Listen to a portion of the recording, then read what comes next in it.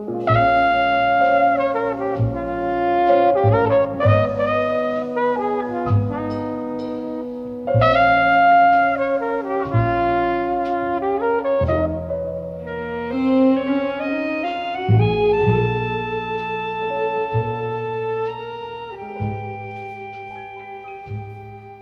there, I'm Rob Charette from At the Lake House with Rob. This is our second episode. Our first episode was supposed to be kind of a one-off, but we had an overwhelming response of people emailing us, texting us, sending us letters saying, hey, can you do a series or an episode on this subject? So we thought we'd give it a go. We're going to tape this maybe weekly, bi-weekly, monthly, or whenever we get around to it. So let's take a look at our letter for today. It's from Mike Palamedes of Windsor. Dear Rob, I'm looking at getting into some sous vide cooking. Do you have any thoughts or any tips that will help me get started? Well, Mike, I'm no expert, but I am a carnivore, and I've had lots of fantastic inspiration from some phenomenal chefs in Windsor like Chef Paul Chenko or Robbie from Robbie's Sausages, or anything that Adriano and Pina from Windsor Eats has put on. So let's take a look and see what we can do.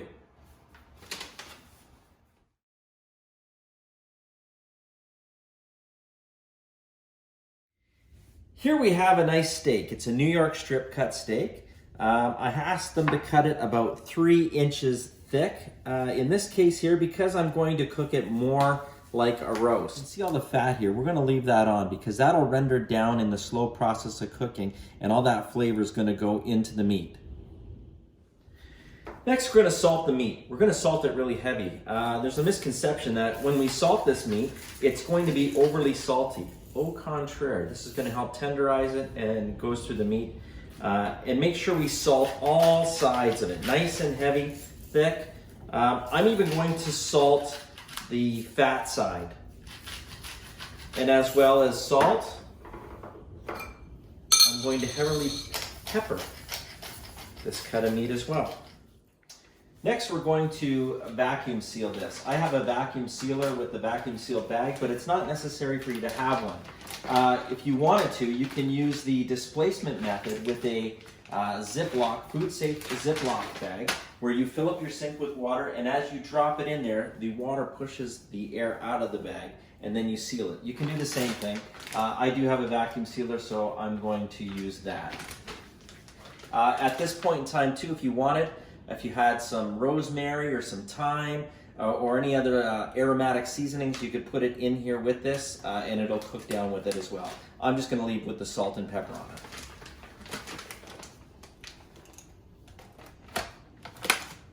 Next, I'm going to use my standard sous vide immersion cooker. This here is just a Curador. Yeah, I picked this up at any home hardware, but there's hundreds of them online. I have a nice bin of water here. And I'm going to set this in and start my temperature of water going. I'm going to set this cooking at 127 degrees Fahrenheit. Internally, that'll give me a nice rare to medium rare steak. Once your water bath hits the desired temperature, just place the meat in there and make sure that it's fully submerged. And other than that, we'll see you in about 4 hours. Well, our 4 hours is up, so now it's time to take our meat out of the bag. It is cooked. I'm just going to cut it open here and drain all this juice out. This would be great juice if I was making a gravy or something, but seeing as I'm not, I just dump that down the sink. Now I have a nice piece of meat here. It looks great. It doesn't look that appetizing. So what we have to do is we're going to do a kind of a sear on it. Right now I'm drying it off because I don't want to steam it. I want to sear it. And this big piece of fat here, now I'm going to trim this off now because I really don't want that on the meat. Now what I've decided to do in the 4 hours that I was waiting around was I have a craving for carne asada. So really this is not the meat for carne asada. Carne asada should be done with a flank steak or a skirt steak or a flat iron steak, but definitely not a New York strip loin. But you know what? We're going against the rules and we're going to do our own cuts of meat. So what I'm about to do is I'm going to put a nice dry rub of a bunch of seasonings, cumin, some piri, some pepper, and I'm going to pack this all over this nice cut of meat here. And I'm going to, so I get a lot of Mexican seasoned flavor on here.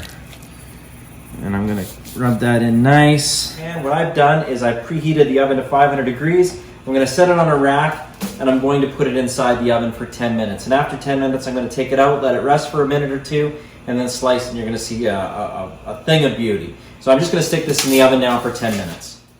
Our 10 minutes is up. We're gonna take a look here. Oh, it's got a beautiful crust on it. Beautiful.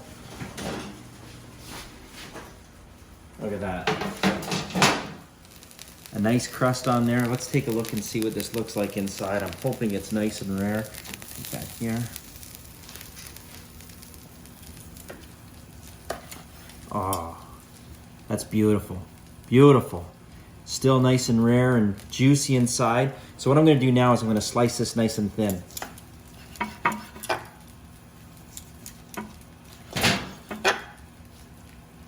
It's hot.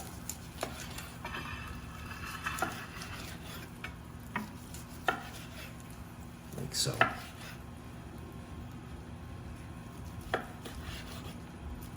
And line that up on my tray. Like so. Like this. Now at this point, I like to add a little finishing salt to it. So I have this really nice Malden's finishing salt. I like to just put a nice little on there like so. And now I'm gonna hit it with some lime. So I got my lime already cut here, and this is giving me a lot of that Mexican Spanish flavor. I've got that in there, and I'm going to top it now with a little bit of fresh chopped cilantro. Can never have enough cilantro. Love cilantro. And I'm going to add my grilled broccoli, which I did outside on the barbecue a few minutes ago while this was in there. And I have some nice couscous that's going to go on this side of the plate.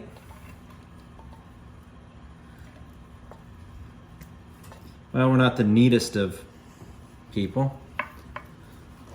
There we go. And voila, there's our finished product. So Mike, that's how we're gonna sous vide some beef. Let me just take a little sample off this piece here.